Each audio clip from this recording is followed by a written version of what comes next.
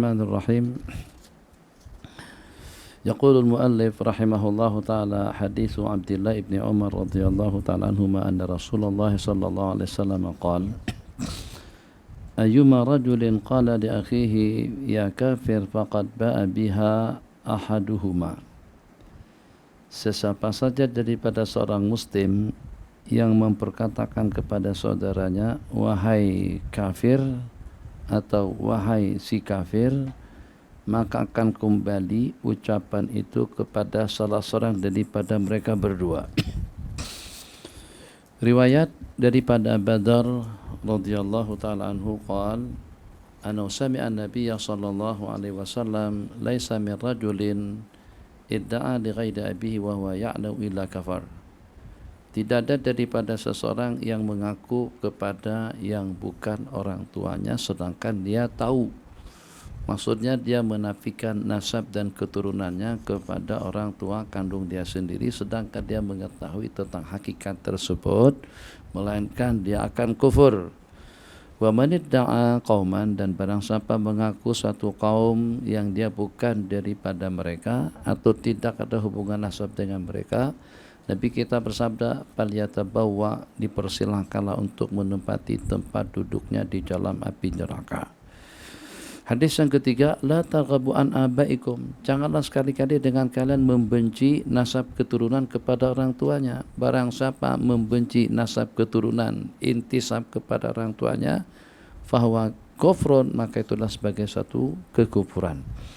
Hadis yang sama riwayat daripada Sa'd bin Abi Waqqas Abi Bakrah qala Sa'dun radhiyallahu ta'ala anhum sami'tu Rasulullah sallallahu alaihi wasallam yaqul: man idda'a, barang siapa mendakwa kepada yang selain orang tuanya sedangkan dia tahu bahwasanya itu bukan orang tuanya, tidak lebih daripada bapa angkat, tidak ada hubungan nasab dan tidak ada hubungan darah, tapi karena dengan si yang membelanya tadi itu ada duit, ada harta, ada jawatan, ada kedudukan dan juga ada nama, dia pun merasa bangga untuk memperkatakan itu adalah orang tua kandungnya. Sedangkan dia tahu orang tua kandung yang sebenarnya itu siapa. Yang macam itu Nabi kita bersabda, al-jannatu alaihi haram, haram untuk dia mendapatkan surga nanti pada hari kiamat. Fadzukira li Abi Bakrata, maka riwayat tadi itu disebutkan kepada Abu Bakrah, beliau berkata, telah didengar oleh kedua telingaku dan juga telah diingat oleh hati nuraniku daripada Rasulullah sallallahu alaihi wasallam.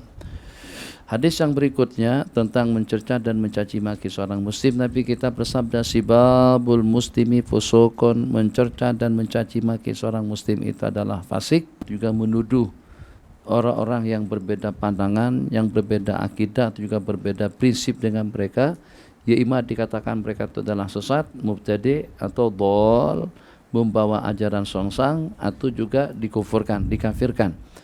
Jadi memang dengan kita mungkin barangkali disebabkan karena dengan perbedaan yang sangat-sangat ketara sekali, tapi selama tidak membawa kepada kekufuran atau tidak membawa kepada perkara yang boleh meretakkan iman dan yakin, maka jangan secara sembarangan, jangan asal-asalan, jangan sewenang-wenang dan semau-maunya kita mengatakan Anda kafir sebab karena Anda bertawasul, sebab karena Anda membaca salamatus syifa, Allahumma shalli ala sayyidina Muhammadin tibbil qulubi wa dawaiha wa afiyatil abdani wa shifaiha.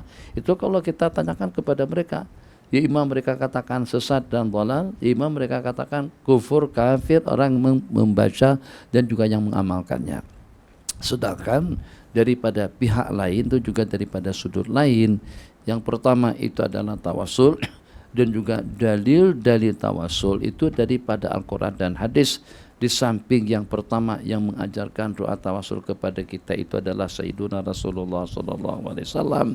Kemudian yang kedua, insan yang pertama yang bertawasul kepada baginda Nabi sebelum tawasulan daripada sahabat, tawasul daripada para tabi'in, tawasul daripada salafun salih, itu adalah tawasul Nabiullah Adam alaihi salam. Jadi sebagaimana diriwayatkan di dalam hadis, setelah Allah turunkan Nabiullah Adam dengan Sayyidatuna Hawa daripada syurga, Maka dengan kedua-duanya mengakui kesalahan, ketersilapan daripada mereka berdua. Rabbana zalamna anfusana wa illam taghfir lana wa tarhamna wa illam taghfir lana wa tarhamna lanakunanna minal khasirin. Ini perbedaan antara kesalahan iblis dengan kesalahan Nabiullah Adam alaihissalam. Iblis melakukan kesalahan tapi tidak mau mengaku. Di samping mempunyai sifat hasud, dengki, angkuh dan sombong. Sementara dengan Nabiullah Adam alaihissalam yang walaupun tidak ada unsur kesengajaan, unsur ketersilapan saja dengan beliau, tapi beliau mengaku bersalah. Rabbana, ya Allah, kami telah menzalimi diri pribadi kami masing-masing. Jadi dengan pengakuan, mengaku salah atau merasa bersalah, itu diantara daripada asbab yang memotivasi Nabiullah Adam alaihissalam kembali sedar dan bertobat kepada Allah Jalla wa'ala. Yang pertama. Kemudian yang kedua, daripada beberapa riwayat atau dalam sebuah riwayat dinyatakan bahwasanya Nabiullah Adam bertawassul dengan Sayyiduna Rasulullah SAW. Allah berfirman, min aina anda tahu, dari mana anda tahu tentang Nabi Muhammad SAW? Dijawab oleh Nabiullah Adam, saat ketika berada di dalam surga, hampir tidak ada tiang meniang atau juga lokasi tempat yang di sana ada terdapat tiang, melainkan bertulisan di kaki-kaki arsy, di mana ada tulisan Allah, di sana ada tulisan Muhammad, Muhammadur Rasulullah. Makanya dulu cerita yang pernah saya ceritakan tentang perdebatan antara salah seorang daripada warga Arab, mahasiswa yang belajar di Amerika, dengan salah seorang warga Kristen, di mana dengan perbualan dan perbincangan mereka cukup lumayan panjang, yang pada seketika itu perbincangannya langsung, perdebatannya tuh langsung dengan padri atau juga dengan pendeta. Panjang ceritanya. Pertanyaan daripada pendeta ada dalam 22 pertanyaan.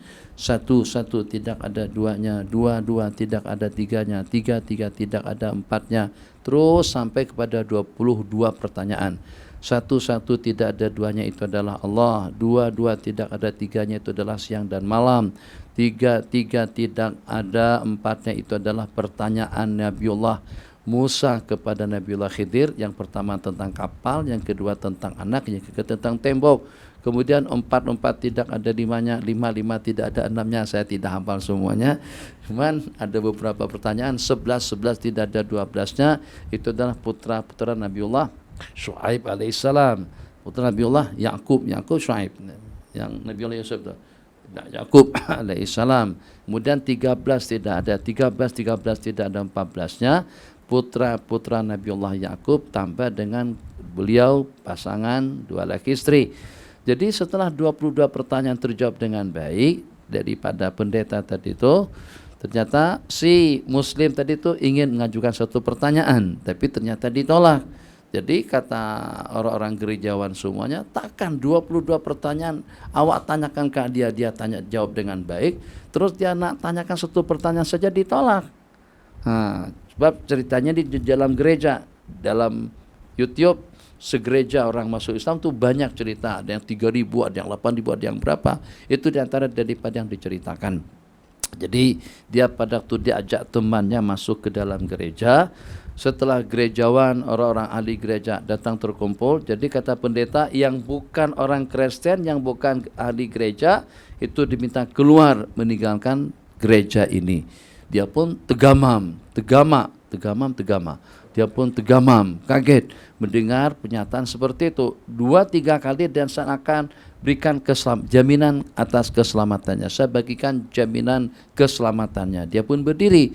Tapi sebelum dia keluar daripada gereja, jadi si padri tadi itu nak mempeli di khalayak orang ramai dengan 22 pertanyaan. Tapi ternyata dengan senyuman manis, dengan senyum lebar, satu persatu pertanyaannya dijawab dengan baik.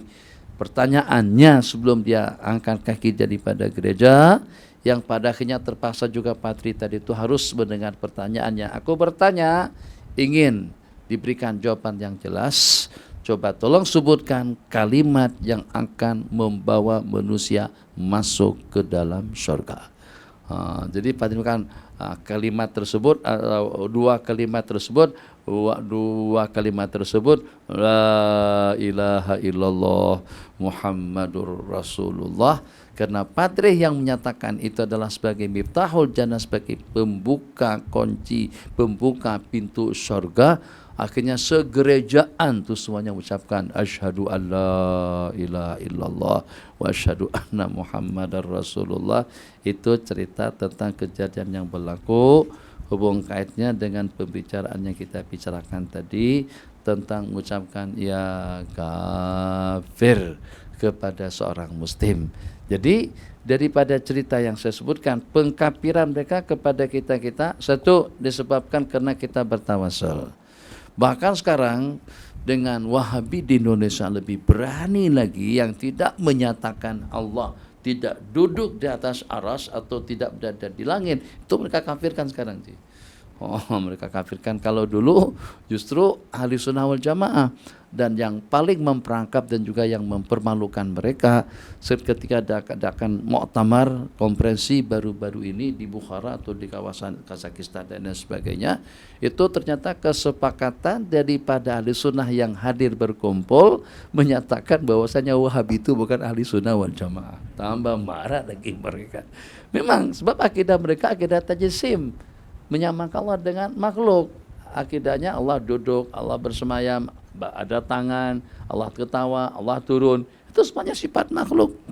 Jadi itu bukan akidah salafun saleh, bukan akidah ulama-ulama kita dahulu. Walhasil dikarenakan kena tawasul yang akhirnya tertebas berapa leher daripada orang-orang yang bertawasul sejak daripada zaman Muhammad bin Abdul Wahab. Makanya yang pada saat Nabi kita takwilkan dua tanduk syaitan, Nabi kita sebutkan dalam beberapa riwayat, wahunaka di kawasan Najd akan muncul dua tanduk syaitan. Ulama sebagiannya, bukan semuanya, menyatakan makna daripada dua tanduk itu, tanduk yang pertama itu maknanya Musailimatul Kadzab yang mengaku sebagai Nabi dan Rasul, dan tanduk yang kedua itu adalah Muhammad bin Abdul Wahab. Bahkan menurut pengamatan daripada ahli sejarah, tidak ada fitnah, tidak ada cabaran, ujian yang menimpa kepada umat yang paling dahsyat dan juga yang paling sadis yang menimpa langsung kepada umat daripada gerakan Al-Wahhabiyah. Ini sejarah yang mengatakan seperti itu. Kenapa? Sebab kalau dengan kita beda pendapat dengan beberapa kumpulan, katakan saja antara mazhab 4. Perbedaan pendapat antara mazhab 4 itu tidaklah sampai kepada pertumpahan darah, tidaklah sampai kepada permusuhan. Kita dengan toleransi yang hebat. Sementara dengan Wahabi, saat ketika mereka berbeda pendapat dengan kita atau dengan jumhur ulama, mereka kafirkan. Tidak seakidah dengan mereka berarti kafir, tidak sependirian dan tidak sependapat dengan mereka berarti salah. Itu prinsip yang mereka asuh. Kembali kepada hadis. Jadi kalau kita buka senarai daripada kitab-kitab fikih, dikatakan akan menjadi kafir. Banyaknya lebih banyak mikrofonnya daripada orangnya. Jadi yang tersenaraikan di situ, yang meletakkan Al-Quran atau yang menjadikan Al-Quran sebagai alas. Ada lembaran Al-Quran, kita diletakkan, terus dia buat sajian makanan dan hidangan. Ataupun juga lembar Al-Quran dia sobek, kemudian dia pauskan hingus, ataupun juga dia ludahi. Dua. Yang ketiga, yang menyanyikan Al-Quran dengan irama music. Yang keempat, yang mempelit, yang mencerca dan yang mencaci agama. Atau juga mengatakan, apaan hukum yang seperti ini? Ini hukum buat susah saja.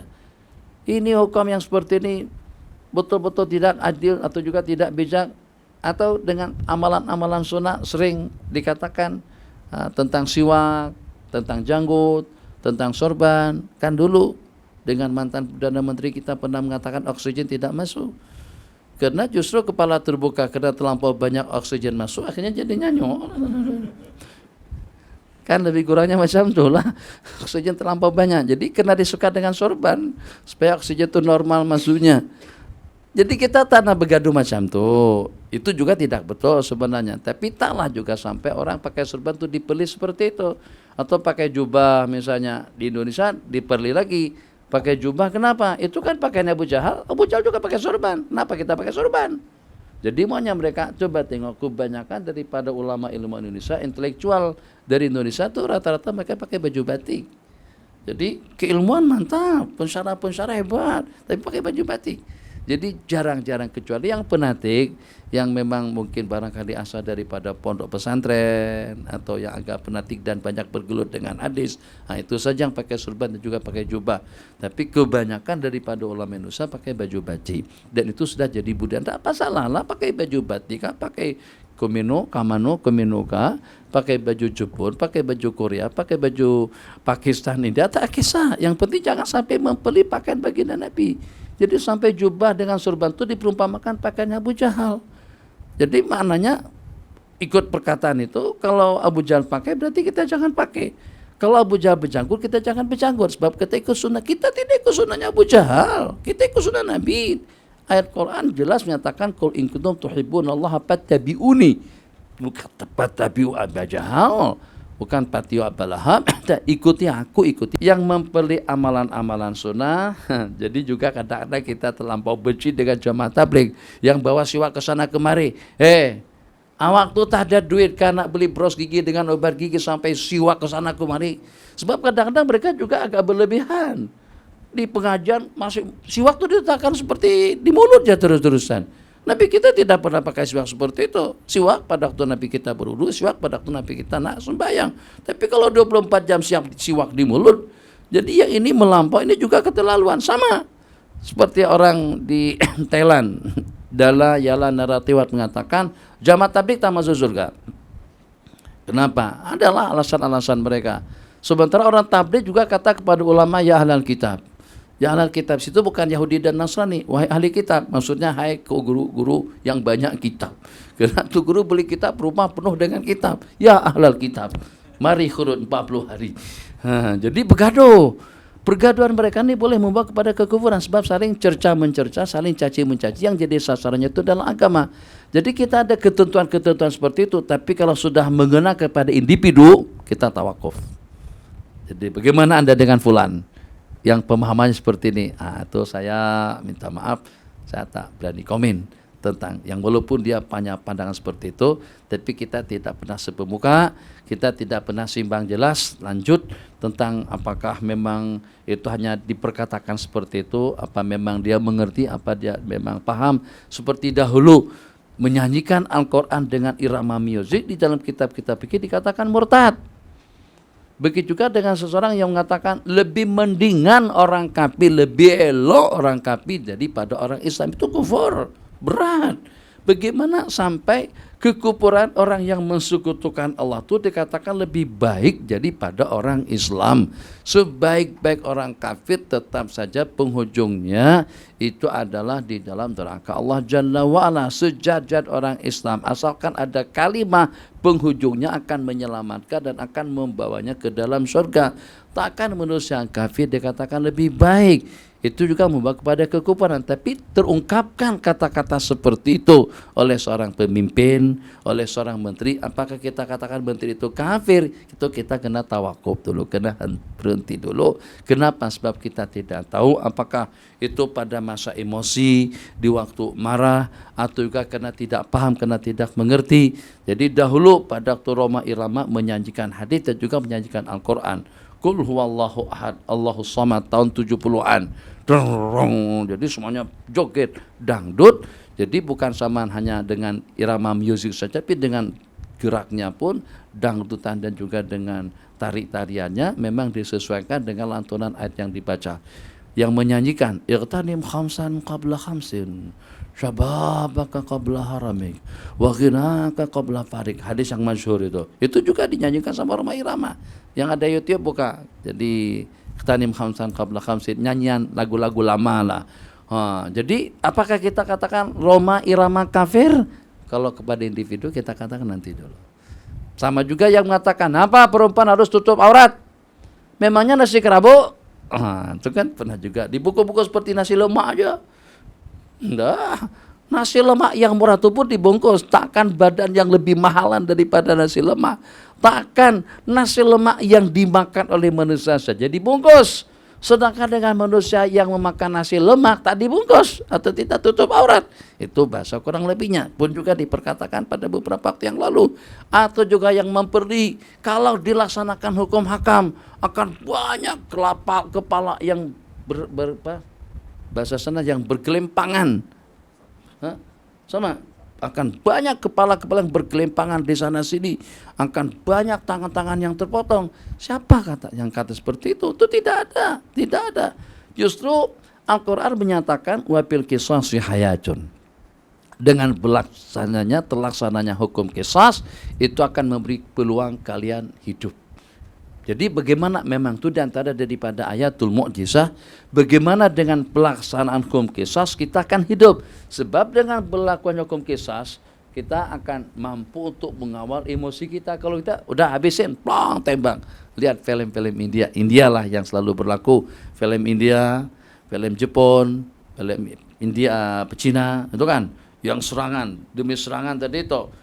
Pada waktu dia tahu ada yang mencerobohi tempat pelatihannya, malam diserang. Jadi diserang sama yang satu saja yang menyerang tuh kadang-kadang. Yang diserang tuh kubu musuh banyak. Di depan tuh sudah berapa ramai yang siap siaga untuk mengamankan. Diserang yang berapa ramai, mati semuanya tuh. Tuh mati semuanya. Memang macam tuh kan di Cina tuh. Memang serangan sampai mematikan tuh filmnya saja. Macam itu Kaji. Dia pernah sampaikan ke Cina sudah beberapa kali. Maksudnya kalau mereka berkelahi itu memang sampai mati begitu Kak. Dan satu kali kena pukulan karate atau dengan apa namanya film yang satu itu lagi pukulan kungfu memang langsung mati Kak. Ya kan yang kadang-kadang dia tak nampak pun ada serangan di belakang, tapi nampak seperti secara kebetulan aja. Tapi tangan betul begini ke belakang begitu, itu dapat melepaskan pukulan daripada belakang. Mati juga yang di belakang. Kemudian kaki, mati juga. Kadang-kadang tak diterjang seperti apa, mati juga. Dia si penyerang yang satu tadi itu tak mati-mati terus saja naik sampai terjumpa dengan atasannya. Jadi pertarungan yang paling sengit itu yang pada waktu terjumpa dengan pelatih. Tapi pada akhirnya mati juga. Jadi yang saya maksudkan di sini, kalau seandainya tidak ada hukum qisas, maka nyawa manusia itu jadi murah. Nak tembak, nak bunuh, nak pukul, nak aniaya. Tapi pada saat berlakunya hukum qisas yang membunuh akan dibunuh. Pikir dulu. Takkan aku terbabit membunuh dia yang menurut kita tak ada harga, tak ada nilai. Dia dari sudut kedudukan tidak ada, dari sudut pangkat tidak ada, dari sudut keuangan pun juga tidak ada. Takkan aku dibunuh gara-gara karena dia? Pikir dulu. Kenapa? Karena Islam menyamaratakan, tidak ada perbedaan antara Arab dengan Ajam, antara atas dan bawahan. Sesiapapun yang terbabit dalam kesalahan, dalam kes hudud, hukum akan dilaksanakan. Jadi di antara daripada yang menyebabkan kesyirikan atau seseorang itu akan menjadi murtad, ini hukum apaan yang seperti ini? Jadi sadis kalau seperti itu. Ini sangat-sangat diktator. Sudah tidak samanya, sudah tidak adil kalau hukum Islam yang diberlakukan kepada kita atau juga kepada rakyat kita. Itu bukan sedikit kata-kata seperti itu. Itu membawa kepada kekufuran. Tapi pada waktu pemerintahan kita yang berkata seperti itu, jadi bagaimana? Nah, kalau sudah tunjuk nama-nama tertentu, ada individu yang mengatakan Islam itu tidak perlu atau tidak sesuai, dan itu membawa kepada kekufuran, kita tidak berani mengatakan dia kafir. Kenapa? Sebab mungkin karena faktor tidak tahu, tidak paham, tertindas, atau juga yang melaksanakan selain daripada undang-undang Allah. Wa man lam yahkum bima anzalallahi faulaika humul kafirun. Jadi seperti peguam misalnya, kan peguam belajar hukum, tapi hukum tak dilaksanakan pun.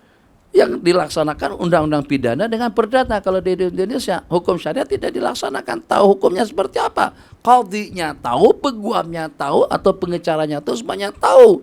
Ayat mengancam satu kepada yang tidak melaksanakan hukum hakam, faulaika humul zalimun, faulaika humul fasikun. Yang ketiga, faulaika humul kafirun.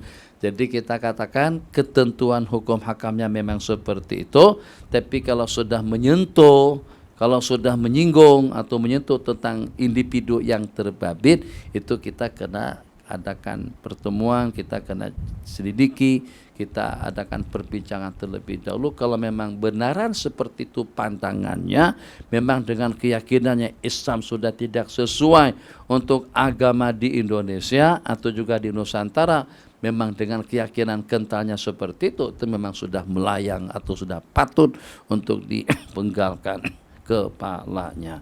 Kembali kepada hadis Nabi kita bersabda, barang siapa memperkatakan ya kafir kepada seseorang, maka kata-kata tadi itu akan terlekat, akan melekat, akan kembali kepada salah seorang daripada mereka berdua, ya ima kepada yang mengucapkan atau kepada yang diucapkan. Kalau yang diucapkan, yang dituduh kafir tadi itu tidak layak untuk dikatakan seperti itu, sebab baik itu dengan perbuatannya atau dengan iman dan keyakinannya tidak membawa dia kepada kekufuran terus dikafirkan, kata-kata kufur itu akan kembali kepada yang memperkatakan. Itu yang pertama. Kemudian yang kedua, berkenaan dengan pengakuan kepada yang bukan orang tua. Jadi macam manapun sayangnya, macam manapun cara kita untuk menjaga hati dan perasaannya, tetap kita kena jujur. Jadi sampai hati, tidak sampai hati, kena sampai hati juga. Yang walaupun dia subati betul, sebab anak itu kita belah sejak daripada bayi, sejak pada masa usia hari pertama kita belah, kita pelihara, kita besarkan sampai dewasa. Jadi kita pasangan dua laki istri memang betul-betul di mata dia adalah mak, bapak, mak, pak kandung dia, mak dan pak kandung dia. Dia pahamnya seperti itu. Sampai kita buatkan IC pun juga atas nama kita. Itu bagaimana? Dua perkara. Satu pengakuan, yang kedua penapian. Penapian nasab dan keturunan itu termasuk daripada dosa besar, bahkan sampai membawa kepada kekufuran. Kemudian itu juga pengakuan yang bukan daripada ahli keluarganya. Tak boleh. Nabi kita laknat, mal'unun man intasaba ila ghairi abihi, terkutuk orang yang menisbahkan diri kepada yang bukan orang tuanya. Ini durhaka. Jadi jangan sampai kena janggutnya. Ya maklumlah kita kalau pada tua tidak seperti Aswad. Antum masih muda lagi, senusin. Coba nanti kalau sudah umur 70 tahun, tengok muka macam mana. Tahu situ. Keriput juga, hidung terturun, pipi terturun, kening pun terturun, mungkin sampai tertutup mata lagi. Jadi kalau tawar diri pun pada saat ketika sudah tak ada yang mau. Nak tak dengan aku, dah tua dah. Dah 80-an dah, tak nak lagi lah. Tapi sekarang memanglah, sekarang masih baru dalam 40-an. Nathan 40-an, abang baru dalam 20-an, 22, 23. Coba kalau sudah 90-an nanti nak bangkit pun susah. Masuk bilik air, kadang-kadang belum kita buka baju, dah terkeluar dah kencing. Untuk penahannya tuh tak sekuat kita sekarang. Sejam kita tangguh tak ada masalah. Tua orang tua tak boleh. Orang tua belum masuk tandas, belum masuk lagi, belum buka pakan, sudah terkeluar anda. Kemampuan untuk menahan dalam itu sudah tidak sebagaimana seusia kita sekarang. Jadi kadang-kadang dikenakan kena faktor dua, kedudukan, pangkat, keilmuan. Orang tua ya maklumlah, zaman dahulu cuman mengaji pun dengan penjajah. Jadi dengan sekolah, kalau Belanda, beda Belanda dengan British. Jajahan Belanda bikin orang jadi bodoh. Agar mereka mudah untuk menyerap dan juga mengambil kekayaan di negara yang mereka jajah. Tapi kalau dengan British tidak. British yang walaupun menjajah tapi bukan sekolah, tapi ajar kita supaya kita berilmu, ajarkan kepada kita agar kita bertamadun, masih lumayan lah. Ala kulli hal. Kembali, jadi dengan keadaan masyarakat pada saat ketika itu, sekolah-sekolah dihancurkan, jadi tidak ada tempat-tempat pengajian dan yang seumpamanya, mendapatkan sekatan dan ditindas orang-orang yang terbabit. Maka wajar-wajar saja kalau sampai dengan syahadah atau dengan sijil sekolah rendah pun, SD, sekolah dasar pun tak ada. Bahkan ada orang-orang tua kita tak tahu lahir bila dilahirkan. Tak ada syahadah langsung, sijil kelahiran itu tak ada, sijil beranak. Saya tanya orang tua saya, tak ada sijil beranak pada masa itu. Padahal beliau lahir pada tahun berapa? Ya Allah, setelah kemerdekaan rasanya. Setelah kemerdekaan, tak ada sijil beranak. Cuma tahu umur itu dari mana? Ikut Arab, ikut Masihi, atau ikut Allah kulli hal.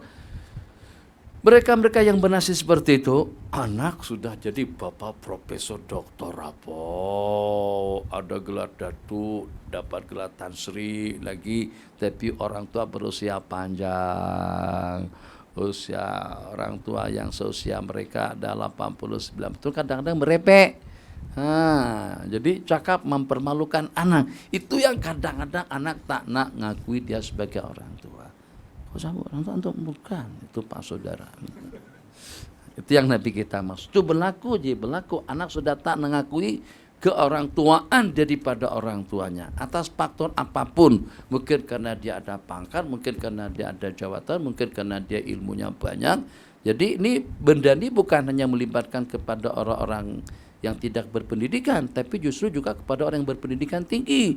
Balik dari pada California misalnya ke kampung, jadi teman dia yang di Amerika tadi itu pengen mau lihat kampung halamannya seperti apa.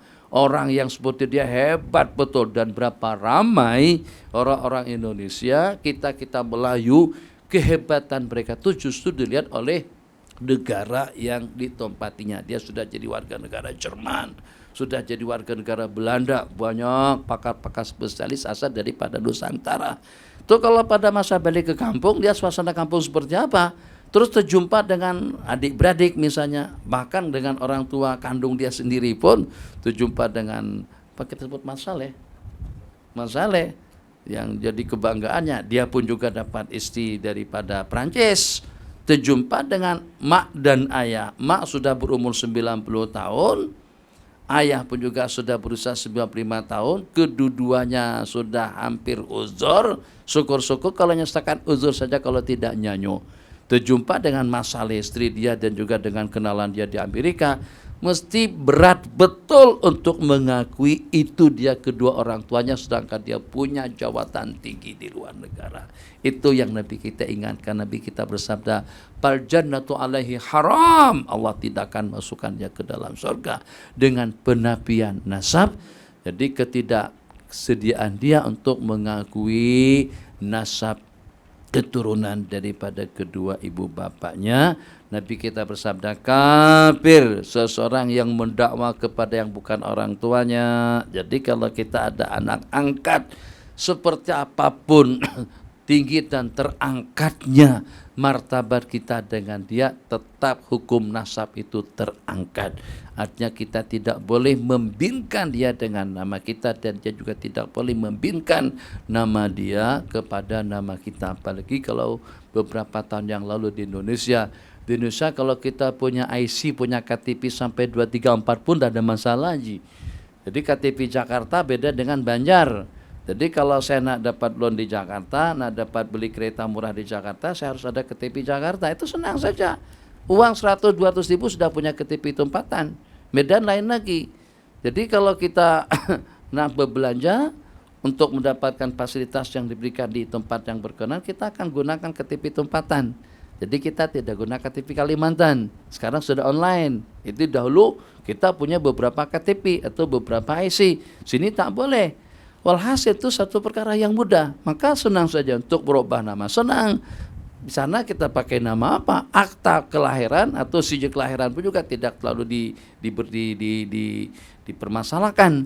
Yang sehingga untuk akta kelahiran, sijil beranak itu ikut kejujuran daripada kita dengan 2 orang saksi. Jadi kalau kita ada keluarga yang bekerja di jabatan pendaftaran lahir kematian, senang. Buat sijil hari itu selesai, nama nak dirubah seperti apa?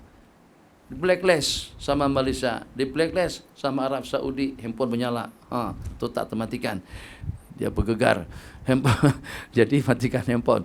Jadi pada saat ketika di blacklist sama kerajaan Saudi, balik kampung dia buat nama baru, paspor baru.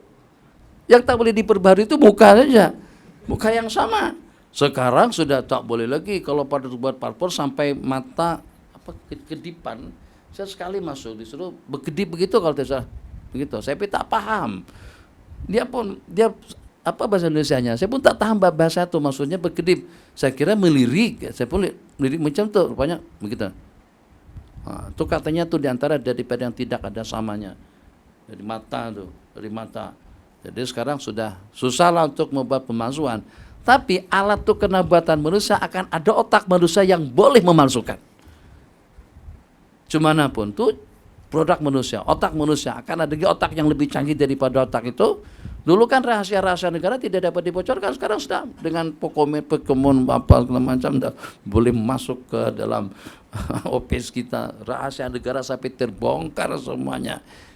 Kembali kepada cerita tadi itu. Jadi mudah-mudahan kawan-kawan yang ada anak angkat, kita ingatkan, tidak apa-apa, terasa hati, tersinggung, sedih, kecewa, tidak apa-apa.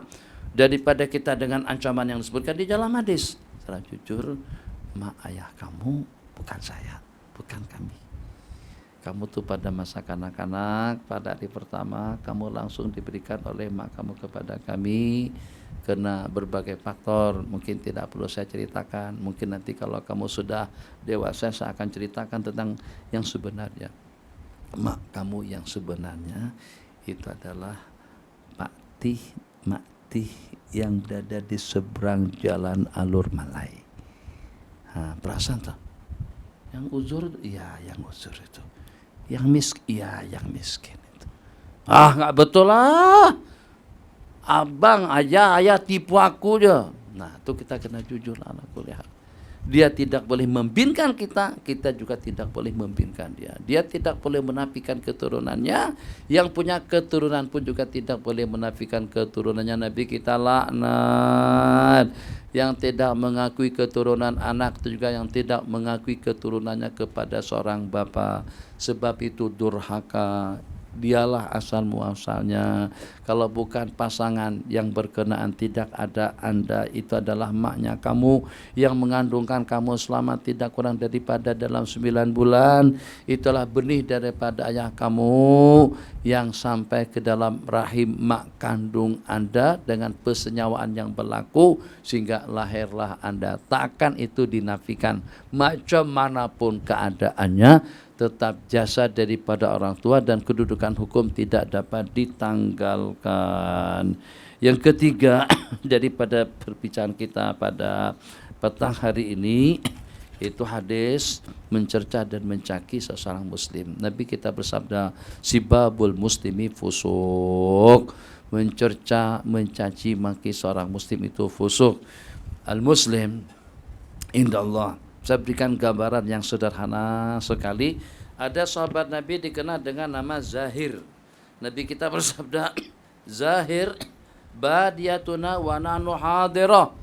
Zahir ini adalah merupakan sahabat Nabi kita yang paling huduh. Jadi yang paling tampan di kalangan para sahabat Nabi adalah Sayyidina Dihyatul Kalbi, yang sikap malaikat Jibril kadang-kadang menyamar seperti rupa beliau. Tapi sahabat Nabi kita yang paling jelek, sahabat Nabi kita yang paling huduh itu adalah Sayyiduna Zahir. Tapi Nabi kita sangat akrab dan juga sangat dekat dengan Sayyidina Zahir dan kadang-kadang bercanda dengan beliau. Pada suatu ketika Nabi kita temukan Sayyidina Zahir ini lagi sedang berjualan di pasar. Nabi kita datang daripada belakang, terus Nabi kita peluk erat Zahir tadi itu. Nabi kita peluk daripada belakang, kuat sekali.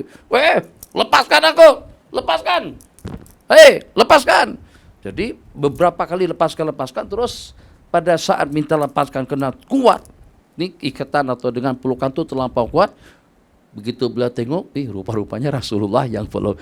Akhirnya beliau pun senyum. Tak lagi bergerak-gerak. Dalam hati beliau, ini nikmat. Dapat habuan begini. Belakangnya ada nempel di dada baginda Nabi. Aku pun tak bergerak lagi. Aku terasa seronok. Kenapa? Karena yang memeluk aku daripada belakang, dada baginda tersudut di belakangku. Itu adalah Sayyiduna Rasulullah SAW. Terus Nabi kita bercanda. Nabi kita bersabda, may yashtari li hadal abad. Siapa yang nak beli hamba ini? Ayo. Siapa yang berkenan nak beli hamba saya ini? Jadi kata Sayyidina Zahid, idzan tajiduni kasidan ya Rasulullah. Kalau macam tu tak bakalan laku aku. Takkan ada orang yang berkenan untuk membeli aku. Pertama hudu, yang kedua miskin, ketiga hamba saya. Takkan ada orang yang berkenan untuk membeli aku. Nabi kita bersabda, tidak, bukan murah. dan tajudini kasidan. Nabi kita pesan, la innaka laghalin, kamu tuh mahal, mahai. Boleh? Mahai. Boleh ya? Orang pelis nih. Kamu tuh terlampau mahal di sisi Allah. Tak sedap. Kamu tuh terlampau mahal, betul. Baru rasa kuat bahasanya. Mahal, ayah, ketoi, rasa kurang pas begitu menyebutnya itu, rasa tak 100%. Ketol, itu kan betul-betul ketulannya itu pun besar atau juga kuat begitu. Jadi seperti itu Nabi kita bersabda, kamu tuh mahal di sisi Allah Jalla wa'ala. Ini hadis. Hadis yang kedua tentang kemuliaan Ka'bah. Nabi kita pada waktu duduk santai dengan beriktibar, angkat kaki, terus Nabi kita letakkan kedua belah tangan beliau ikatkan, duduk beriktibar seperti para habaib di bawah naungan Ka'bah. Terus Nabi kita berkata, ma atyabaki, ma ajmalaki, ma a'dhamaki, alangkah wanginya kamu, alangkah agungnya kamu, alangkah mulianya kamu. Ujung hadis, walakinna nafsal mu'mini a'dhamu hurmatan minki, akan tetapi jiwa raga seorang mukmin itu lebih agung dan lebih besar daripada kamu. Jadi dari sana ulama mengatakan hudu tak hudu, cantik tak cantik, fakir atau tak fakir, macam manapun keadaannya asalkan ada iman dan yakin, itu sangat-sangat tinggi martabat dan sangat-sangat mulia kedudukannya di sisi Allah Jalla wa'ala. Jadi kita tidak terperanjat kalau pada saat Nabi kita katakan mencerca seorang muslim itu adalah fasik, memerangnya itu adalah kufur, akan membawa kepada kekufuran. Kenapa? Karena terlampau mulia di sisi ada umat. Lau antal ladzi khalaqtahum, kalau seandainya kau yang menciptakan mereka, niscayalah kau akan ada rasa kasih sayang dan kasihan kepada mereka. Kita ini adalah hamba-hamba Allah Jalla wa ala. Nabi kita bersabda dalam sebuah hadis, man qala la ilaha illallah, barang siapa mengucapkan dua kalimat syahadat akan terpelihara, terperisai diri pribadinya, marwah dan nama baiknya, harta dan darahnya. Begitu yang Nabi kita sebutkan dengan ucapan dua kalimat syahadat.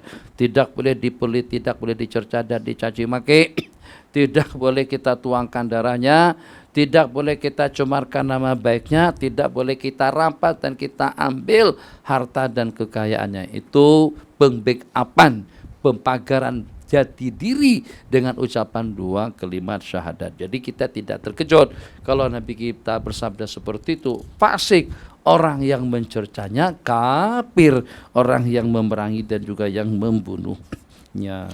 Terakhir, bismillahirrahmanirrahim. Qala Rasulullah sallallahu alaihi wasallam, la tarji'u ba'di kuffara. Ini pada peristiwa tahun ke-10. Di antara daripada isi khutbah yang Nabi kita sampaikan pada hari itu, Nabi kita berpesan pada Hajjatul Wada, istansinas kepada Sayyidina Jarir bin Abdillahil Bujali. Istanset, suruh senyap, diam, tenang. Kalau kita tengok daripada hadis ini, istansinas, suruh orang ramai itu berdiam diri. Rupa-rupanya bising-bisingan itu memang sejak dari dahulu. Kalau orang nak ceramah tu mesti simbang macam-macam. Apalagi kalau dengan muslimat simbang lebih meriah lagi. Banding kalau dengan kita laki-laki masih oke lagi, simbang juga kadang-kadang. Tapi mereka kalau di majlis zikir, di majlis ilmu, begitu selesai saja pengajian masing-masing begitu masing-masing panjang lah. Minta maaf lah muslimat dengan bahasa merepek. Jadi merepek itu mungkin punya pepe jadi begitu. Simbang. Bahkan kadang-kadang disuruh senyap pun masih simbang lagi. Masa kita bersimbang pun simbang lagi. Masa ada orang yang baru-baru ini. Yang masalah kadang-kadang keluarga kita sendiri, ya Allah. Jadi santri tengok adik-beradik kita, mereka pun kan tak terkondisikan dengan saya yang kita nih taunya kawan-kawan, tapi keluarga banyak yang tak tahu. Jadi pada masa sekali seumur hidup dan tak ikut di pengajian, kita bersyarah, mereka juga buat syarahan di belakang itu. Mungkin kayu tengok mungkin adik-adik anak, kakak anak lah sebagiannya. Simpang, bukan simpang. Astagfirullahaladzim, lagu mana? Jadi kadang-kadang yang paling parah tuh pada masa kita peringatkan atau kita berikan teguran, justru orang yang kita maksud tuh tak tahu menau. Dikira tuh teguran untuk orang lain bukan untuk aku. Padahal kita maksudkan si adik kita atau orang yang berkenan, tapi dia nampak pelik aja. Nampak tuh siapa ya? Ada ke orang begitu? Bagaimana sampai tak terasa, sampai tak merasa dia yang dimaksud. Nah itu berlaku hal-hal yang seperti itu. Jadi dalam suasana bising tadi itu Nabi kita bersabda kepada Sayyidina Jarir, istangsidinas, suruh senyap, suruh minta bertenang, tenang, senyap. Terus Nabi kita pun sampaikan beberapa nasihat. Di antaranya Nabi kita bersabda, la tarji'u ba'di kuffara. Janganlah kembali kufur setelah aku wafat atau setelah aku tidak ada. Bagaimana kekufuran yang Nabi kita maksud? Yadribu ba'dukum riqaba ba'din. Antara satu sama lain saling serang, menyerang, saling bunuh, membunuh. Ini berlaku. Peperangan dengan Sufyan dan Jamalnya, peperangan dengan Khawarijnya, peperangan demi peperangan sampai kepada zaman kita sekarang. Pergaduhan tidak pernah habis, peperangan tidak pernah terhenti. Jadi ini bukan antara kita dengan non-muslim, antara kita dengan kufur, tidak. Peperangan antara sesama muslim. Qala la tarji'u ba'di kufaran. Yang walaupun secara amnya jangan kembali kepada budaya kufur, kepada kehidupan orang-orang kafir, budayanya, hiburannya, pakaiannya, kehidupannya, tradisinya, adat istiadatnya masih ada lagi. Jadi antara asalnya saya tidak begitu jelas tentang budaya kita di Lombok. Rupa-rupanya budaya Lombok itu terimbas daripada budaya Hindu. Hindu yang datang ke Lombok, ke NTB, Nusa Tenggara Barat sebelum Islam. Di antara daripada budaya yang masih kekal sampai sekarang, kalau nak kawin itu mesti perempuan itu akan kita colek dulu, itu kan? Akan kita colek. Jadi kalau Hindu memang dengan bahasa kasarnya dia main, dicolek dan dia perkosa atau dicolek dan dia akan bersama. Tapi kalau orang Islam yang mencoleknya itu cuma hanya diamankan di rumah keluarga, baru proses pembicaraan tentang lamaran, tentang hantaran, resepsi, mas kawin dan lain sebagainya itu dibicarakan, tapi setelah anak orang itu dicoleknya, dicolek tapi diamankan. Nah, kalau Hindu colek memang diperbuat. Jadi Dilan sudah seperti istri. Jadi seakan-akan itu sebagai satu paksaan kepada keluarganya, mau tidak mau awak kena kawinkan dengan aku, sebab anak awak sudah ada di rumahku. Itu dengan bahasa kurang lebihnya. Jadi di situ ada dua masalah. Satu, yang pertama, kalau sudah mencolek seperti itu, mau tidak mau keluarga perempuan harus akur.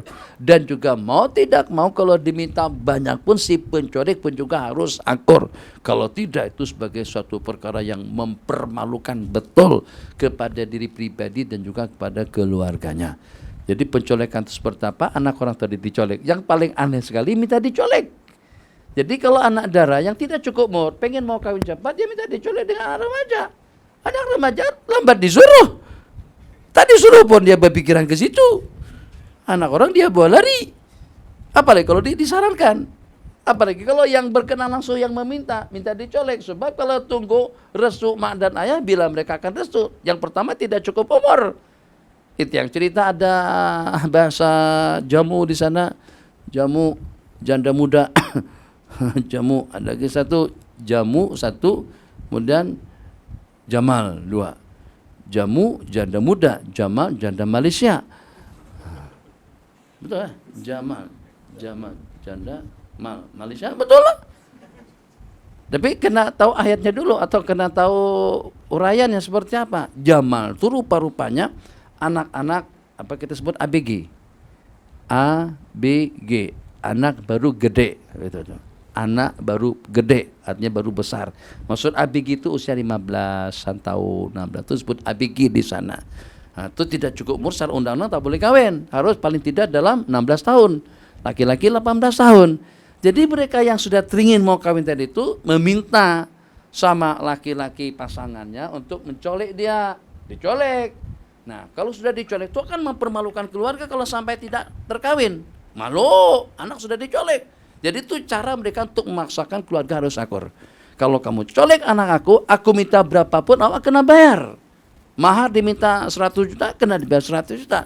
Akhirnya dia akur 100 juta. Tapi setelah dia menikah seminggu, 2 minggu, dia kerja. Tinggalkan kerja untuk merawat sawit atau untuk jaga tukang kebun di Malaysia. Sebab Lombok dekat dengan Malaysia. Dalam 1 jam sudah sampai. Itu yang disebut Jamal tadi itu. Dia tinggalkan istrinya dalam 3, 4, 5, 6 bulan. Terus dia bekerja cari duit untuk membayar mahar yang diminta oleh keluarga perempuan tadi itu. Kalau tidak, mempermalukan. Itu budaya Hindu. Tapi masih ada. Itu maksud hadis. Jangan kembali cover. Jangan kembali membudayakan budaya kufur, budaya kekafiran setelah Islam. La tarji'u ba'di kufaran yadribu ba'dukum riqaba ba'din. Yang diantara daripada perkara yang paling parahnya itu adalah sampai kepada bunuh-membunuh, serang menyerang.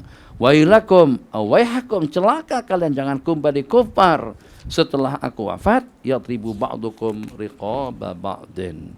Insyaallah besok kita dengan hadis yang ke-46 itu tentang firman Allah mengenai hakikat orang-orang yang beriman dengan rahmat yang diturunkan dan juga yang kafir atas suatu nikmat yang Allah bagikan. Ada sebarang soalan? Silakan. Bang Azri, Facebook. Bismillahirrahmanirrahim.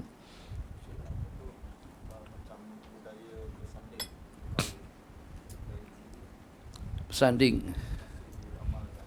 Budaya bersanding dari riwayat Sayyidatuna Aisyah radhiyallahu taala anha setelah beliau hijrah ke Madinah yang pada masa itu usia beliau sudah mencacat 8 tahun. Masa menikah pada masa usia 6 tahun dan masa berkumpul pada masa 9 tahun. Jadi kata beliau, aku pun tak perasan pada siang hari itu yang dengan aku dipanggil, terus dimandikan, disolik, didandan dan dihias oleh wanita-wanita Madinah, oleh orang-orang tempatan. Tak lama kemudian ternyata dengan mereka, tak lama kemudian ternyata dengan baginda datang ke kamarku. Jadi daripada cerita tadi itu, Sayyidatuna Aisyah menceritakan tentang hari pertama atau malam pertama beliau dengan Sayyiduna Rasulullah SAW, yang di situ satu yang datang ke rumah bukan mempelai laki-laki, ke rumah mempelai perempuan. Sebagaimana di kita laki-laki, pengantin laki-laki yang datang ke tempat pengantin perempuan. Kalau daripada hadis tidak demikian. Terbalik tadi ceritanya. Yang di dalam hadis, setelah Sayyidatuna Aisyah disolek, didandan, dirias, dipakaianin sebagaimana selayaknya sebagai seorang pengantin, terus dan aku dihantar ke rumah yang telah disediakan atau ke rumah baginda Rasulullah SAW. Jadi di situ yang tidak jelasnya tentang persandingan, apakah Nabi kita bersanding, tapi mengantar pengantin itu memang ada dalam agama, tapi untuk dijadikan tatapan orang ramai. Jadi kalau memang masih dapat terkawal dan juga masih tetap terjaga, kita tidak mengatakan itu adalah asal muasal daripada Hindu. Kalaulah asal muasalnya daripada Hindu dan juga sudah memasyarakat dan juga sudah jadi budaya di kalangan umat Islam seperti tali leher, asal muasalnya itu adalah simbol lambang daripada salib yang dipakai oleh orang Kristen, dan bentuknya pun sebagainya masih dalam bentuk salib sini terus ke bawah. Jadi apalagi yang kecil tuh, yang seperti kupu-kupu atau apa yang sikit saja, itu memang betul-betul melambangkan salib. Nah, itu sudah jadi pakaian kita. Apakah kita katakan hukumnya haram atau bagaimana? Memang ada yang punya kesensitivan seperti itu, tapi kita tidak dapat mengharamkan disebabkan itu sudah jadi budaya dan juga sudah menjadi tradisi pakaian kita sehari-hari. Hampir semua orang yang bekerja di jabatan-jabatan, apalagi jabatan kerajaan, itu pakai tie. Nah, jadi sama dengan budaya bersanding. Kalau seandainya dapat terelak daripada hal-hal syubhat, bercampur bauran antara laki-laki dengan perempuan, dan pakaian pengantin juga pakaian yang memang bukan pakaian yang selayaknya dipakai. Baju pengantin itu seperti ini nipisnya nih. Seperti gording ini itu yang itu. Ada disebut dulu bahasanya kain tilai. yang kita guna untuk kain kelambu, tapi dia mahal lah daripada kain kelambu. Nipis saja, apalagi pada bagian yang menunjukkan atas kewanitaannya. Sini atas nipis, belahan kelihatan, timbang, ramping dan lain sebagainya. Pakaian yang Nabi kita laknat kalau dia tampil macam tu di khalayak orang ramai atau di depan yang bukan mahramnya. Nah, boleh tak kira-kira pakaian pengantin itu kan tak mesti nipis, tak mesti harus nipis, tapi tidak juga pakai kain tebal kapet, kan keras. Jadi yang lawa cantik lah. Kemudian yang menonton pun juga yang memerhati adik-beradik. Semuanya hubungan mahram, ada masalah atau semuanya perempuan.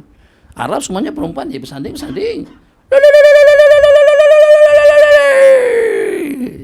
Jadi kata orang belajar bakalan teluluy nanti, teluluy itu telepah lah. Itu kalau ada luluy begitu tuh mesti ada resepsi pernikahan.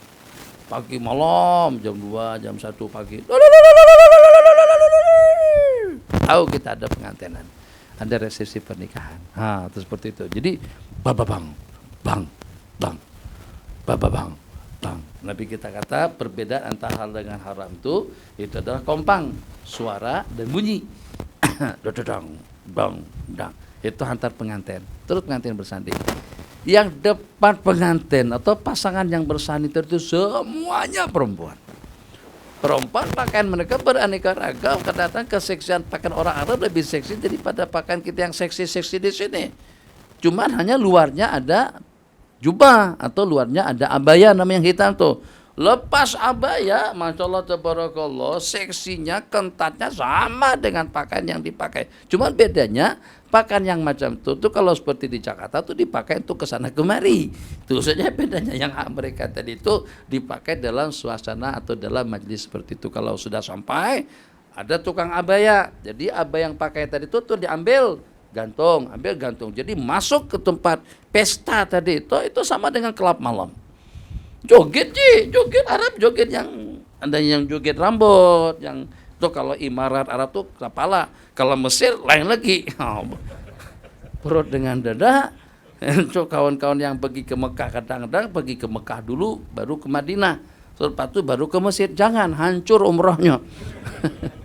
Jadi kalau nak juga pergi ke Mesir dulu, sebab nanti di Mesir kan naik kapal Fir'aun tuh jalan sungai ini. Nah, di sungai ini tuh yang namanya tari perut. Kami sebut tari perut, sini sebut tari gelek. Itu memang jadi budaya. Itu nikah anak tuh guru pun kadang-kadang budaya itu tidak dapat dipadamkan. Yang walaupun orang tuanya syekh, orang tuanya alim, orang tuanya pensyarah, salah satu dari profesor doktor siapa, alim betul pengarang kitab. Tapi budaya untuk akad nikah kawin itu masih mendarah daging. Sehingga biasa kalau pada tuh pengantin tuh dihantar, berjalan, bersanding, akan ada di depan perempuan yang setengah bukit tadi itu ikat pinggangnya, dia langsung pengantin berjalan, dia juga berjalan sambil menari dengan bukilnya. Itu budaya yang susah untuk dihakis daripada warga Mesir ila man rahimah rabbuk. Jadi kita sederhanakan saja pembicaraannya. Kalau yang bersanding tadi itu tidak ditonton oleh orang-orang yang tidak boleh melihatnya. Kalau ada laki-laki yang bukan mahram, itu cerita lain. Kalau seandainya ada, tapi pengantin dengan pakaian yang sopan, yang menutup, yang kemas dan rapi. Tapi tidak juga lah pakai nikah, pasal pengantin cuma kelihatan 2 biji mata juga. Tak juga seperti itu. Tapi pakaian yang tertutup lah. Itu agak meringankan permasalahan. Dan yang seloknya kita tidak bersanding. Tapi kita sudah kawin, sudah bersanding dulu. Ini gimana? Nah, dulu rata-rata lah kita nih. Sanding semuanya. Kalau saya tidak bersanding karena nikahnya bukan di Mekah, nikahnya wakil pada masa di Banjarmasin. Kemudian Umi diberangkatkan ikut jamaah haji, ikut jamaah umrah pada saat ketika itu. Kumpul 1 bulan di Mekah, saya tinggalkan ke Mesir 8 bulan. Itu saya pernah buat pemalsuan paspor pada waktu itu. Kenapa? Sebab peraturan Arab Saudi yang umroh lebih daripada sebulan itu akan di blacklist. Untuk umrah kedua kali tidak boleh kecuali kalau paspornya dibuang. Saya pada waktu itu dapat fatwa sebab nak patah balik ke Mekah, haji tak boleh dapat, umrah tak boleh dapat. Kenapa? Karena masalah umrah yang 8 bulan yang lalu itu terlambat keluarnya, hampir lebih daripada 1 bulan. Yang lebih daripada sebulan akan di blacklist. Maknanya untuk yang akan datang mereka tak bagi visa. punya pikir, stempelnya tuh saya mainkan, kata kawan-kawan guna obat gigi, masukkan obat gigi roba. Ya, yang namanya pemalsuan, yang halus lembut seperti apapun mereka boleh jam. Paspor tuh langsung diantar ke kedutaan. Itu kalau ikut proses hukum memang sudah masuk penjara pada waktu itu. Terpaksa kita jadi pengampu.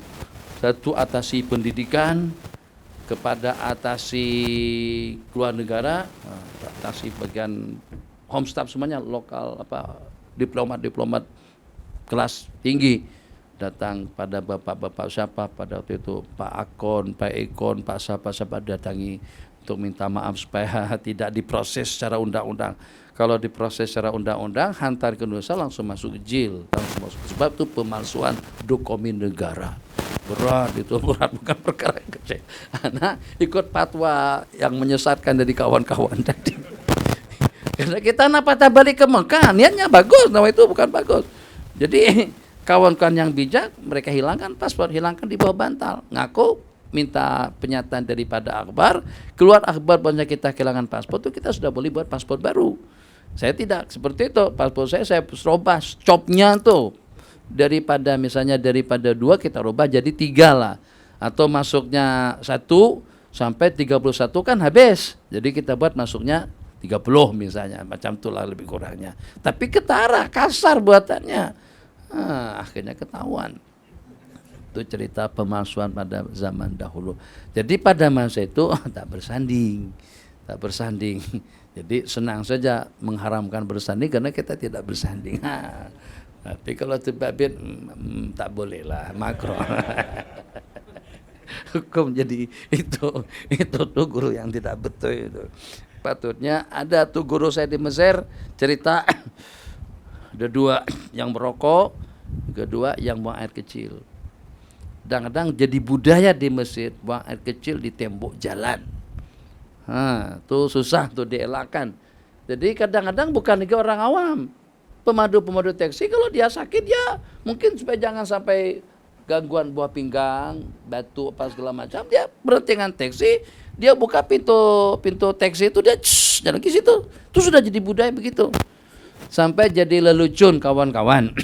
Jadi katanya pada masa kunjungan Husni Mubarak ke Jakarta dan pada masa kunjungan Presiden Soeharto ke Mesir, kunjungan dibalas dengan kunjungan. Jadi pada waktu Husni Mubarak berkunjung ke Indonesia, maka kata Bung Harto, Rak, belek di negara kamu tuh banyak orang kencing tepi jalan. Jadi Mubarak pun senyap, tak jawab apa-apa. Jadi pada beberapa masa dalam perjalanan menuju istana Merdeka, ternampak ada orang buang air kecil di pinggir jalan. Kata si Mubarak, itu di negara kamu pun juga ada. Akhirnya kedua orang tadi itu penasaran, bahasa penasaran apa hati. Begitu didekati, rupanya rakyat Mesir juga yang kencing. Tapi hadis itu maudhu lah. Itu canda gurauan kita sampai ke tahap itu karena itu ketara sangat tentang. Jadi sampai ada dengan sebagian masyayikh yang terkencing pinggir jalan, maksudnya ke tembok bangunan kah apakah. Kalau kita berurusan di Boos, kawasan Boos kan, kawasan Darasa itu jangan coba jalan di celah-celah antara bangunan. Bahkan najis pun ada di situ, bukan sekedar kencing saja.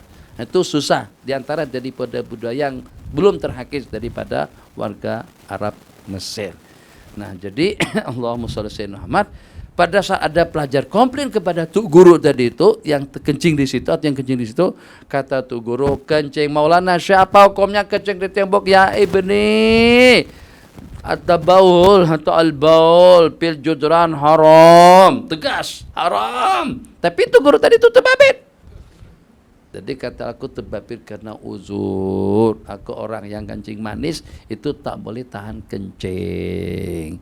Kalau sudah nak kencing itu tidak dapat di break, tidak dapat ditahan-tahan. Mau tak mau dia akan keluar. Tapi bijak dan hebatnya hukum tetap hukum. Yang pun saat ketika kita terbabit. Haram, dosa besar. Menurut pendapat dosa besar, tak boleh. Tapi tetap ngisap, tapi fatwa betul.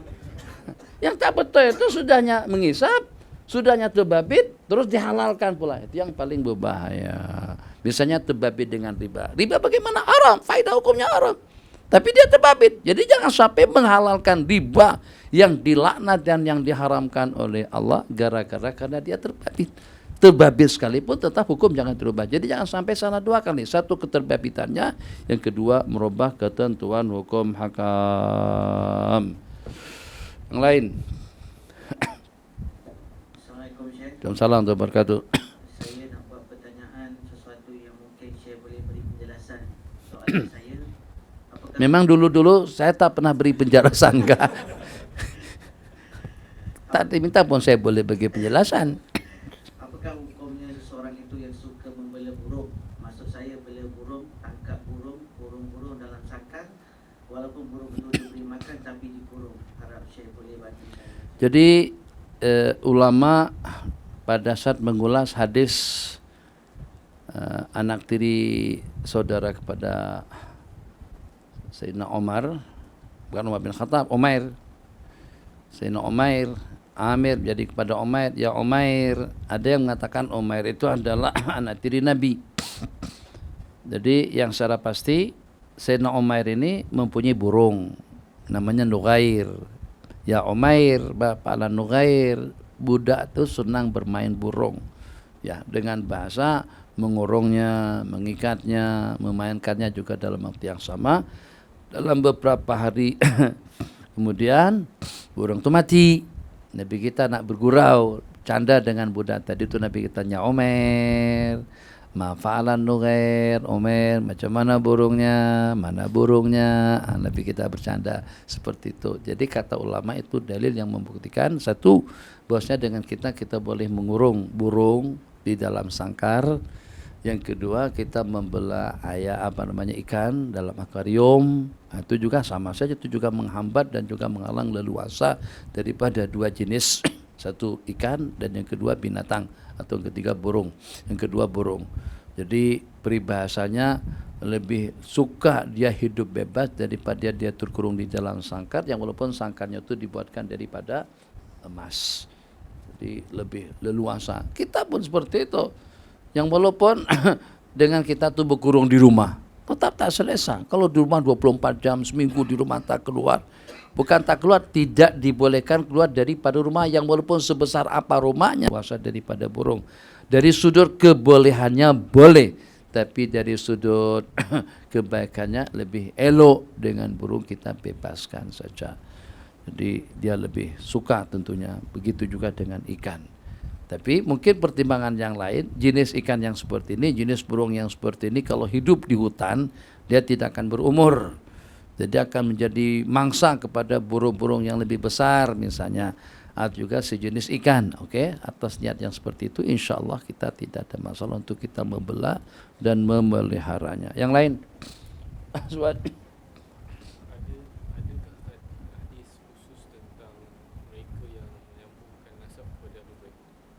Apakah ada hadis khusus Nabi sebut tentang mereka yang menyambungkan nasab kepada Nabi? Hadis khusus Tentang mereka yang tiada nasab sengaja. sengaja. Apakah ada hadis khusus tentang pengharaman menyambungkan nasab kepada baginda Nabi SAW? Mentang-mentang hidung mancung, kemudian agak putih, kemudian boleh juga cakap sedikit gala-gala Rasulullah. Bukan lagi kalau gala-gul lagi gal-gal. Itu banyak tuh pengakuan-pengakuan pemalsuan tentang Habib ini banyak di Indonesia. Sebab kenapa? Sebab atas kecemburuan daripada warga tempatan atau warga Indonesia sendiri. Sebab ikram kita kepada Habib di sana secara khusus itu memang ketara. Betul-betul dihormati, betul-betul dihargai. Kadang-kadang sampai kepada tahap yang kalau orang tempatan keilmuannya mantap seperti apapun itu belum tentu mendapatkan tempat yang sewajarnya di masyarakat berbanding kalau dengan para habaib yang kadang-kadang sebagian daripada haji-haji orang-orang kaya di sana lebih mendingan jemput habaib daripada Pasuruan. Kalau entah perasaan di Medan daripada Pasuruan, atau datang daripada Jakarta, dari Surabaya untuk ceramah di pondok pesantrennya. Padahal di pesantren itu atau di kawasan dia duduk ada orang alim yang lebih hebat. Jadi kalau bacanya tidak fasih, penyampaiannya tidak terlalu becos, kemudian dengan hadisnya pun juga tidak begitu jelas pun, tetap masih diterima sama mereka. Pernah ada yang seperti itu, saya pernah menyaksikan, berbanding dengan orang tempatan. Kenapa? Penghargaan yang memang sewajarnya lah kita memberikan hormat, dan itu pesan Nabi kita kepada kita semuanya. Aku tidak minta upah dan juga tidak minta penghargaan dan juga tidak minta hambuan daripada kalian, ilal mawaddata fil qurba, melainkan memberikan penghargaan, penghormatan, kasih sayang kepada karib kerabatku. Itu pesan daripada beliau kepada kita semuanya tentang Ahlul Bait, kewajiban kita untuk kita menghormati mereka. Tapi karena dengan penghormatan yang lebih daripada masyarakat kepada mereka, itu kadang-kadang yang membuat orang du'afaul iman, yang lemah iman, mengaku diri sebagai habaib. Kenapa? Karena boleh cakap sebagaimana para habaib. Kemudian yang kedua, hidung mancung juga akan menunjang. Udah ada cambang di sini, di akhirnya itu yang diantara, misalnya nih seperti Sanusi ini boleh ngaku habaib kalau di Indonesia, sebab hidung seperti Habib Syekh kan, mirip-mirip Habib Syekh, seperti berdua beradik jadi dengan Habib Syekh begitu. Kemudian cambang, janggut pun tebal. Tapi kalau punya janggut satu helai ngaku Habib, itu orang tak percaya. Kalau ngaku daripada keturunan Tionghoa mungkin saja, tapi ngaku habaib dari Tarim itu orang tak terlalu percayai. Jadi yang walaupun tidak ada dalil khusus, tapi dengan dalil am tadi itu diantara daripada Nabi kita lanat. Seperti Ustadz Asy'ari Muhammad ghafarallahu lahu, yang mengaku bahwasanya dia daripada keturunan Bani Tamim. Kalau kamu mengaku daripada keturunan Bani Tamim, berarti kamu tidak percaya atau ingkar dengan keturunan mak dan ayah kamu sendiri. Sebab bagaimanapun ayah dan mak kamu bukan daripada Bani Tamim. Bagaimana kamu jadi dari keturunan Bani Tamim? Nah, jadi yang mengaku habaib berarti tidak percaya dengan mak dan ayahnya. Sebab maknya bukan Syarifah, dia orang tuanya bukan Habib. Bagaimana kamu dapat Habib? Oh, namanya Habib Amri. Itu lain lagi ceritanya. Habib, kita ada juga di Kelantan tuh nama teman kita Habib, Habibur Rahman. Nah, itu tidak ada masalah. Habib Amri itu dari Azmat Khan. Dia kehabibannya daripada para habaib yang turun ke India Pakistan. Jadi keturunan daripada Azmat Khan. Ulama mengatakan begini, yang ujungnya Al-Idrus, Al-Habsyi, Bafaki, Bajindan, atau juga apalagi ujung-ujung mereka Al-Haddad, Al-Jufri, itu Habib dengan Syarifah. Itu seperti itu nanti keturunannya. Tapi kalau Habib saja kawin dengan warga Indonesia, warga Malaysia, warga Bugis. Jadi yang Habib itu daripada sebelah suami saja, istri tidak. Tapi kehabibannya tetap utuh. Keturunannya daripada itu yang kita lihat Habib, nampak kehabiban itu tak nampak. Hidung pisau seperti kita. Jadi dalam hati kita, betul ke orang ini Habib. Kan? Seperti itu. Itu kalau pada itu Habib yang benaran kawin dengan warga tempatan. Tujuan mereka adalah untuk memperbanyak keluarga bagi Nabi. Jadi anak cucu daripada orang berkenan tadi itu tetap Habib, tetap Syarifah. Kenapa? Sebab ikut kepada ayah dia. Yang problem itu kalau sebaliknya, kalau Syarifah kawin kepada yang bukan Habib, kehabibannya akan putus. Sebab anak dan cucu, anak laki dan perempuan, nisbahnya tidak kepada mak, nisbahnya kepada bapak. Yang lain, terakhir. Allah. Macam mana pula yang bab riba? Riba. Adakah sama macam rasuah, memberi dan menerima tu tak boleh? Contoh macam seperti sekarang ni, kita beli kereta, rumah, semua ada interest. Riba. Jadi bagaimana dengan interest bank?